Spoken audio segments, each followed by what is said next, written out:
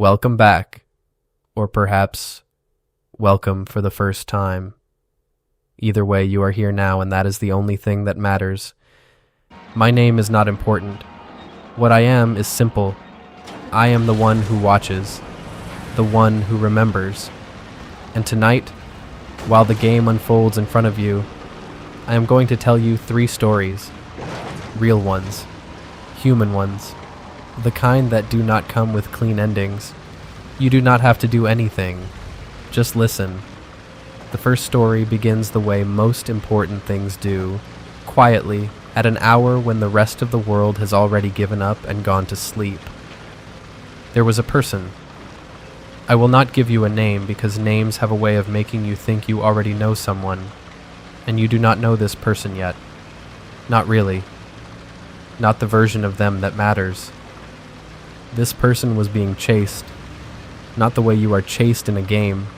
Not by something with teeth and too many eyes and the sound of broken things moving through the dark. No. This was the other kind of chasing. The quiet kind. The kind where nothing is behind you but you run anyway, because the feeling of something wrong follows you from room to room, and you cannot explain it to anyone without sounding like you are making it up. They woke up every day and the world was slightly off, slightly gray, slightly less than it should have been. And they smiled through it because that is what you do. You perform fine. You perform normal. You carry the weight inside a chest that looks like all the other chests, and nobody checks what is in it. They found a game. It sounds small when I say it like that. It was not small. It was the first place in a long time where the noise stopped, where the chasing stopped, where for 2 hours they were not a person with a problem they could not name. They were just someone moving through a world that made its own kind of sense. Even when that world was dark, even when that world had creatures in it, the rules were clear, the danger was visible. That alone was a relief you cannot fully understand unless you have lived the other kind. They did not know they were healing. They thought they were wasting time. They thought the hours they spent in front of a screen were hours they were losing. It took them a long time to understand that recovery does not always look like recovery. Sometimes it looks like doing the one thing that makes you feel like yourself. Sometimes it looks like nothing at all from the outside. The thing that was chasing them did not disappear. It never fully disappears. But it got slower, and they got faster, and eventually there was enough distance between them that they could breathe. That is how the first story ends, not with a victory, with a breath. But a breath is where everything else begins. Story 2, the bet. Sometime after that, I will not tell you exactly when. Time moves differently for everyone. This person made a bet. Not with another person. Not with anything you could shake hands with or look in the eye. They made it with themselves, which is the most dangerous kind of bet because there is no one to enforce it and no one to witness it, and the only thing keeping you honest is the part of you that still believes you are worth being honest with. They opened a notes application on their phone. It was late. It is always late when people decide things like this. And they typed 8 words. Stick with this for 90 days, then decide. They did not write what they were sticking with. They knew. It was everything. The streaming, the creating, the strange and stubborn hope that showing up repeatedly to something you love is eventually rewarded, even when the evidence suggests otherwise. Even when you are speaking into a room that feels empty. Even when the numbers are small and the doubt is loud and every rational part of your brain is telling you to redirect your energy somewhere more reliable. Day 1 through 30. Brutal. There is no softer word for it. The kind of brutal that is not dramatic enough to make a good story, but is heavy enough to make you question everything quietly every single night. They kept going. Day 31 through 46. Numb. Not better. Not worse.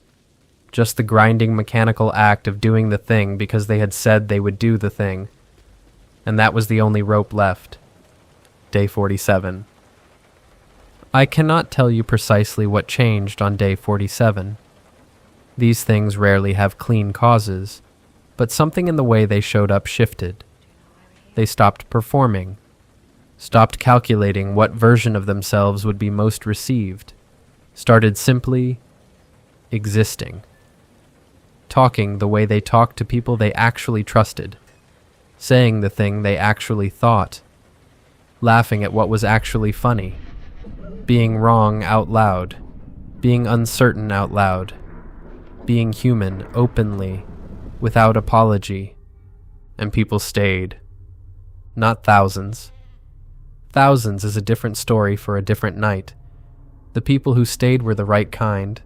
The kind who come back not because you are perfect, but because you are real. The kind who make a room feel like a room instead of a stage. The 90 days ended. They did not quit. But here is the thing about bets you make with yourself.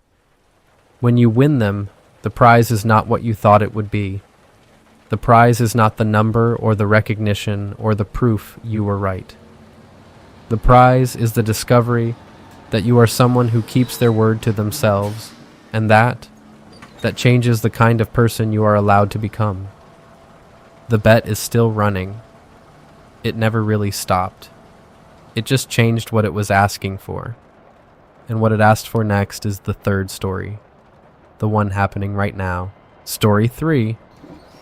Why tonight is different. I want to tell you something about tonight specifically.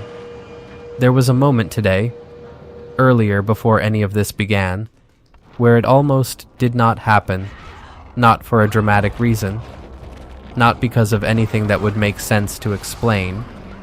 Just that slow, heavy feeling from story 1 had returned for a visit, the kind that does not knock, the kind that just sits down and makes itself comfortable and looks at you like it has always lived there. The screen sat dark. The decision sat unmade. And then a message arrived. From a viewer, someone who does not know the weight of what they sent or the exact moment they sent it into. The message said simply, "I've had a rough week. I hope tonight's stream is a good one." That person did not know the stream almost was not happening. They were not trying to intervene. They were just being honest in the small, unguarded way people are honest when they are tired and reaching towards something familiar. The screen turned on. I find human beings remarkable in this specific way. The way a single sentence from a stranger can carry more weight than months of internal conversation.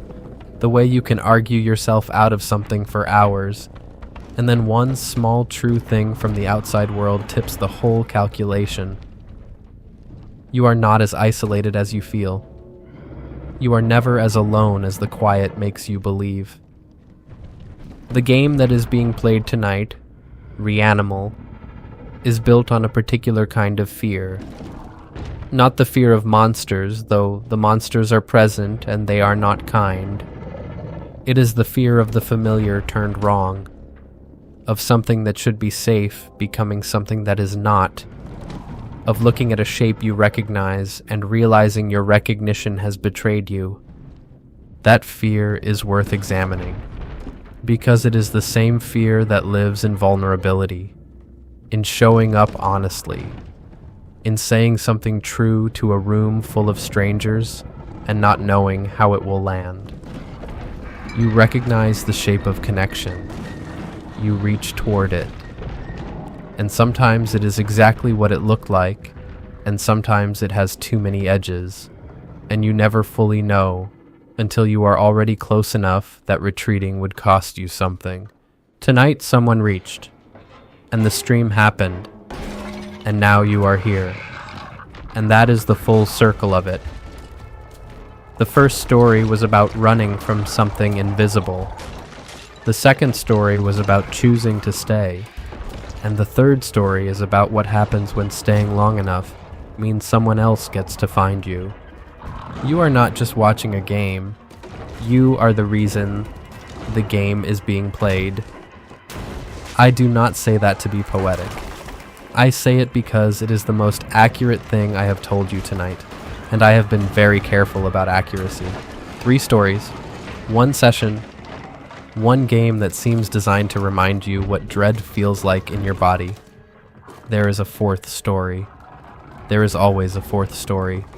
It involves the first time a game made this person cry, not from sadness, but from recognition, from seeing something in a fictional world that was so precisely true, it had no choice but to land hard.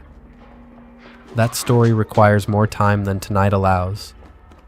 Come back, not because the game will be different, not because I will be different, but because the next chapter of any story only exists if you are there to receive it. You have been a good audience tonight, better than you know. Until next time, stay close to the light, even when the light is just a screen in the dark room. It counts. It has always counted. I will be here